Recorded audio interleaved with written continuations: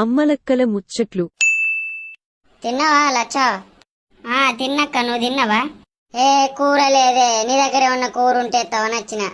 అబ్బా గుడ్లు అండినా గాని ఇప్పుడే అయిపోయినాయి అక్క. తొక్కున్నది వేయాలా మరి? ఇంత వేసి ఇగో అక్క. A few moments later. ఓ లచ్చా, తొక్కెక్కడిదే? అక్క మంచిగా లేదా? ఏ మస్తున్నదే, నీ అవ్వ మస్తు రుషింది. ఎక్కడిదే? నువ్వే చేసినావేంది? నేను చేయలేదక్క. ఎక్కడిదే? కమ్మగున్నది. మంచిగుందా అక్క? కొడుకు సెల్లులో చేస్తే తీసుకొచ్చి ఇచ్చిపోయారు రాళ్ళే. పిలువే చిన్న. పెద్దమ్మకు తొక్కు కావాలనట్రా? పెద్దమ్మ అయితే ఫోన్లా రాకేష్ బింగి అనే ఒక అన్న బిజినెస్ స్టార్ట్ చేసిండు.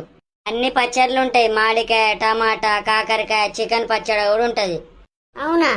నాకు కూడా ఒకటి వేసి బిడ్డ, కమ్మగున్నది. సరే దోస్తులు, మీకు కూడా తొక్కులు కావాలంటే అక్కడ నెంబర్ పెట్టిన, ఫోన్ చేయుర్రి.